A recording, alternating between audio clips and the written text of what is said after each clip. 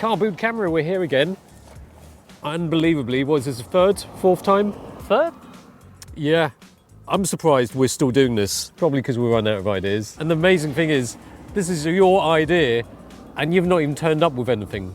I'm too picky. Just to recap, last time, Locke looked at a battery and that he's had for so long that they've actually phased it out. No, they didn't phase it out. But they've got a newer, better one. They got another one. At the same time, it's just like Sony is still selling the A7 Mark II. So this time I didn't have any thing to show you. So this time it is car review. We should turn that into some kind of a ringtone or something. Car review. I got this out because just in case you needed to pump up the juice. This is a V-mount battery from SmallRig, but I think this is... Oh, V-mount battery. Oh, okay. Yeah, well, it doesn't sound very interesting, is it? Exciting. But I watched this on Kayla Pike's video, YouTube channel. Oh, that's the display. Yeah, it's got... Wow! Because, you know, V-mount batteries, oh, you mount it to your cine camera, oh, V-mount, yes, and stuff like that. But actually, this is useful for other stuff than just, okay, it's a V-mount battery. You can use it as a power bank. Can you start your car?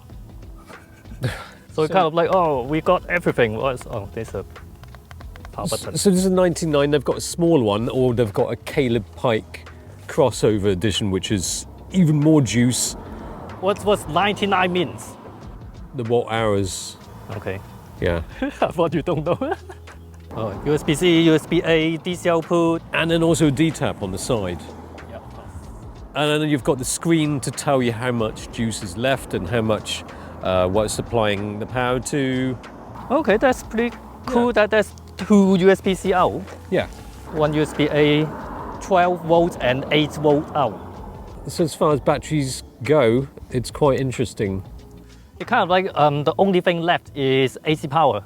Yeah. And then it is the battery That's I the mentioned ultimate last time. Well, last time that one got wireless charging. So yeah, next time AC out and wireless charging. I mean, this is $200, I believe, which is... I think it's all right. I think it's just all right. Also the back, there are mounting points as well. Yeah, that's right. You've got... that's thread. That's tripod thread. Because otherwise you might need to get, you know, because V-mount, you have to get adapter. and whatever. All right, pretty cool. Yeah, there we are. So it's not car review shit, all right? Not everything shit. Advertising break. This video is sponsored by... Oh yeah, we can do NordVPN. NordVPN is a great service if you're traveling. I go traveling, I use NordVPN, especially when I watch football or sports that I can't watch at home. I think you can watch Dune, which is on Netflix US in a minute. It's also useful if you want to just have secure browsing, which is very recommended, especially if you're using public Wi-Fi services. Because it's actually happening that people create a fake Wi-Fi that looks like whatever, like Starbucks or whatever. You connect to that, and you connect to that hacker's computer and whatever you type. Threat Protection Pro protects you from malware and online threats. It will block pop-ups and any malicious website used for phishing or scams, and it will stop web trackers so you can surf the net, download files, and click links securely and safely. Yeah, so use NordVPN. There's a free... Actually, how much free stuff do you get? If you join 2 years, you can get 4 months for free, extra. And you can sign up, just try it out, and if you don't like it, you can cancel it within 30 days. You can get all your money back. NordVPN you can use on your computer. They've got an app on your phone. iPhone and the other phone, and Mac and the other computer. I mean, as far as VPNs go, it's a very slick and easy service to use. Really fast. Just sign up, get started. Try it out, just 30 days. Try it out 30 days. Why not? Give it a go. But I brought my Pentax. I thought about taking this as well, but I thought, no, it's not. I mean, I should make a video about it rather than in a car boot. Hang on, keep talking. I need a tissue. Hay fever season. Yeah, anyway, so been busy filming this. What else have we been up to? Just so we can promote stuff that we've already done. Z6 Mark III. That's a really good camera. It is. It's surprisingly. I mean, it's not, I don't mean that Nikon usually make shit camera, but the Z6 Mark II was kind of like... It's boring. Yes, right. It's boring. Yeah. So I wasn't expecting much with Z6 III. Yeah. It was kind of unexpected because there's not too many new things, but it just had the right amount of improvements for a camera that is meant for more people. It's not entry level. No. But more people can afford that than the Z8 and Z9, and it's got a lot of the features of the Z8. Pretty and Z9. close. I mean, it's pretty close to Z8. And I don't want to use, the term game changer, but it's kind of close to that because when you look at Canon, you look at Sony, you look at the other ones. That when you look at a £2,000 camera around that kind of price, you won't have that kind of features. Sony, Canon, Panasonic, they all have cine cameras. They don't want to poop on that doorstep. In my opinion, I think Nikon should release camera quicker. Come on, more camera. I mean, if compared to, of course, Sony have a lot of cameras because they have been doing mirrors for years. But compared to Canon have like 5, R5, R6, R8, R10. Yeah. Really different that Canon, they got like different camera for different people. Yeah. Nikon, they just put everything into one camera. Yeah. Or three. And I think that's great. There's no kind of watered down features. Yeah, exactly. I mean, at least you feel like Nikon, like, yes, we are going to put everything into it. Rather than like, this one can't be too good, or this one could be a little bit better. Yeah. But what I like about Sony is that they are really clear about this camera, the A7 is for everyone, A7S for video, A7R resolution, A7C is smaller.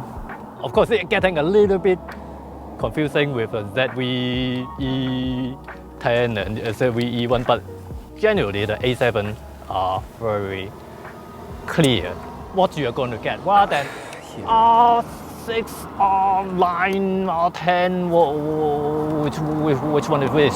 And after so many evolutions, okay, sometimes it's not perfect, but let's face it, they've got a very mature system. They can release a lot of lenses. So many lenses, as Kai show you all of them in one video. Yeah. Well, almost all of them. Just not these ones, these are the new ones. It's part of the video today. Oh, really? Yes. 16 to 25 f2.8. Kind of smaller f2.8 zooms. Now, I've only just got them. I didn't get them for embargo because I think they had some event for this one. I think they haven't got a lot of love, these lenses, but the great thing is that Sony can they can do whatever. They can have different lenses for different things. There's so many Sony lenses. Sony can just release a lens that is dedicated to being small and lightweight, and I think they've got a lot of primes which are small and lightweight. But I mean, that's a 16 to 35 2.8 right here. There's the 24 to 50. They're quite useful, aren't they? It is really great size. Zoom lens as well. I mean, it's not prime. And that is one very good reason to go for Sony. It's just small lenses like this. If you're getting mirrorless, I don't want that. You've been using the S9 with a 20 to 60, and that is totally imbalanced. Yeah. And that's the trouble with the S9, I've said it before, is that they don't have a lens. If they had a lens like this, it would be amazing. Yeah. If they could make a social media cam. Or even smaller. You don't need fixed 2.8, maybe 3.5 to 5.6. It could be even smaller. I think some people criticise these lenses because it's like, oh, not enough range. Oh, 16 to 25, it's just ultra wide to wide.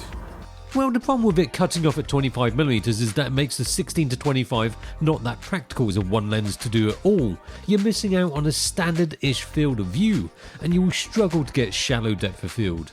The new 24 to 50, however, is far more useful. It might not go to 70, but think of the 24 to 50 as like 3, or maybe more, prime lenses in one prime size zoom lens. That's 2070. Oh, this is f4. Lens these days are so small. I think Sony lenses are pretty small. I think the trouble with Nikon is some of the lenses are not small enough. Well, there's not many choices with Nikon lenses. Canon lenses, a lot of big ones, aren't there? still huge, isn't it? Yeah. Panasonic lenses, I think it's all right. Some of these lenses are just all right. It's pretty all right for this kind of DSLR style Yeah. S5, but not the S9. So that was a 20 to 70 f4. 20 to 70, but if you want the f2.8, it's 24 to 70. The 24 to 70 GM2 is twice the price of the 24 to 50 2.8, which is a similar price to the 20 to 70. The difference between 50 and 70 is this. So the difference between 70mm and 50mm in terms of footsteps is about that. Essentially, 3 more footsteps. If you can manage the slightly more limited zoom range, it's a winner. The good news is that even at f2.8, the centre of your image will look pretty much as sharp as the 20 to 70 at f4.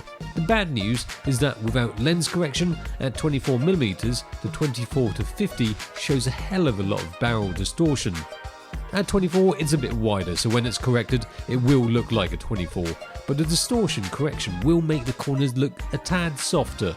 Alternatives for a small standard zoom with a limited range would be Tamron's 20 to 40 f2.8, which is cheaper.